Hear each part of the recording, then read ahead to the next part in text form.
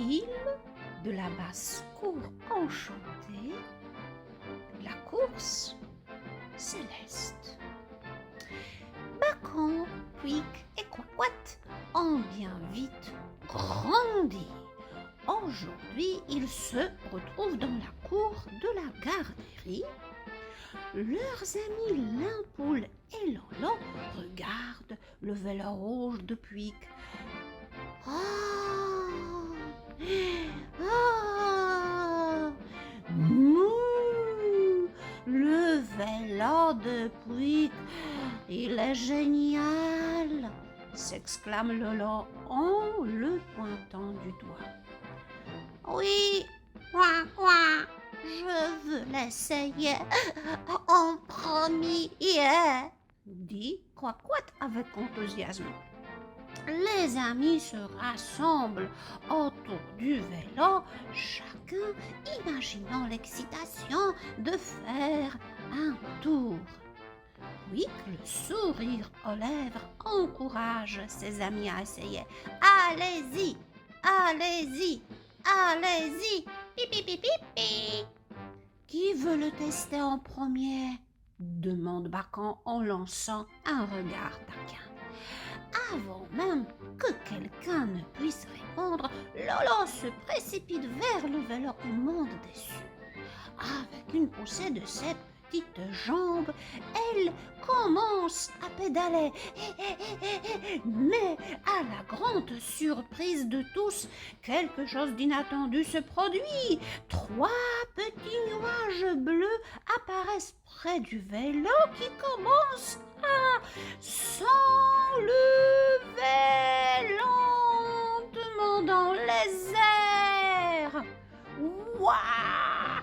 Regardez, s'écrie Pouic, les yeux écarquillés. Lolo, suspendu dans les airs sur le vélo, laisse échapper un mélange de surprise et d'excitation. Youpi! Les autres amis éclatent de rire, ne pouvant croire à ce qu'ils voient. Je crois que tu as trouvé la fonction cachée du vélo, Lolo, dit Coix-Coate en riant. Le vélo continue à monter, emportant Lolo avec lui. Il agite les bras en riant, se sentant comme dans un manège magique. Attends, Lolo, je vais t'aider, crie Bacon courant vers le trampoline. Avec un peu d'effort, Bacon parvient à hisser Lolo hors du vélo et tous les deux atterrissent sur le trampoline. Poum, poum, poum, poum, poum. Le vélo finit par redescendre doucement sur le sol, laissant tout le monde émerveillé par cette expérience inattendue. Waouh, c'était incroyable, dit Pouic, encore sous le choc.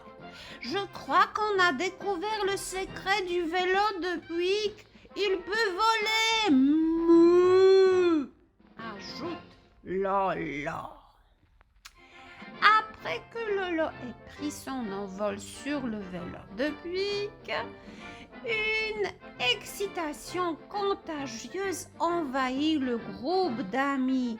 Coix-Coate est la prochaine à monter sur le vélo, pédalant avec vigueur. Ses ailes de canard battent légèrement et soudain le vélo s'élève doucement dans les airs. Les yeux grands ouverts, les amis regardent Coix-Coate flotter gracieusement, souriant et lançant des cris de joie. Couac, couac, couac! Bacon, intrigué, décide de monter à son tour, ses petits sabots touchant à peine les pédales. À peine commence-t-il à pédaler que le vélo s'envole. À nouveau, Bacon, éclatant de rire alors qu'il survole la cour de la garderie. Limpoule, ne voulant pas être en dernier, monte sur le vélo et décolle en poussant un hi. cris de joie. Enfin, Pouic, le propriétaire du vélo magique, monte à bord pour pédaler sans relâche, en haut et en bas, et à gauche et à droite, et en haut et en bas, et à gauche et à droite. Le vélo prend son envol dans le ciel avec Pouic, riant de bon cœur. Il survole ses amis émerveillés. En entendant les cris de joie des enfants, Madame Limpoule arrive rapidement dans la cour de la garderie. Son visage s'illumine d'un sourire bienveillant alors qu'elle voit les enfants autour du vélo de Pouic. Les regards curieux des enfants se tournent vers elle. Ils attendent avec impatience son explication. Madame Lalaine, d'une voix douce mais pleine de mystère.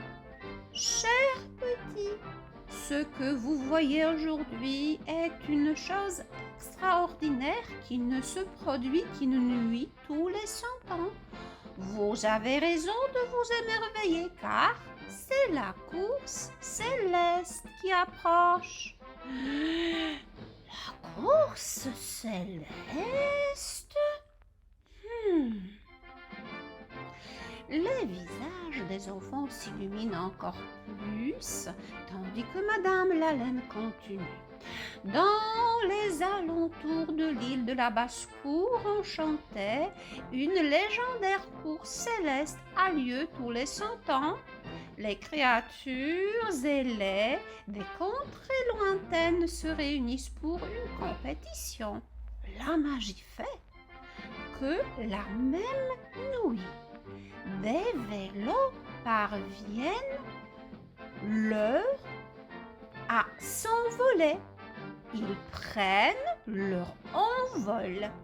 Donc, chacun qui le désire peut voler aussi sur sa bicyclette pour retrouver la liberté de danser parmi les étoiles ou dans les nuages. Les enfants regardent alors le vélo de Pouic d'un air émerveillé, comprenant maintenant le mystère de son envol soudain. Les rires et les exclamations joyeuses remplissent la cour. Madame Lalaine ajoute avec un clin d'œil malicieux: « Alors, mes chers petits, préparez-vous à monter sur vos vélos cette nuit et à vous envoler dans les cieux lors de cette course céleste exceptionnelle. Profitez de cette aventure magique et que le meilleur gagne. » L'île de la Basse-Cour enchantée, to znaczy zagroda, zaczarowana zagroda, wyspa zaczarowanej zagrody. Encourage, zachęca, éclate de rire, wybucha śmiechem. Monter, wsiadać, albo wzlatywać. Descendre, zsiadać, albo zlatywać w dół. Survol, przelatuje. La course, wyścig. La course céleste, niebiański wyścig, bądź wyścig w niebie. Que le meilleur gagne, niech najlepszy wygra. Bonjour Marie. Là, cette feuille, c'est une feuille avec des exercices. Leçon 6, la course céleste partie 1. Sur quel objet volent-ils les amis de l'île de la Basse-Cour enchantée? Quel objet nous avons ici? Nous avons 1, 2, 3, 4 vélos. Nous avons une trottinette ici, un roller, une moto et une voiture. Est-ce que tu peux me montrer l'objet qui vole dans cette histoire. Alors, je pense que ce n'était pas le roller, ce n'était pas non plus la trottinette, ce n'était pas la moto, ni la voiture. Et c'était quoi? Exactement, c'était le vélo,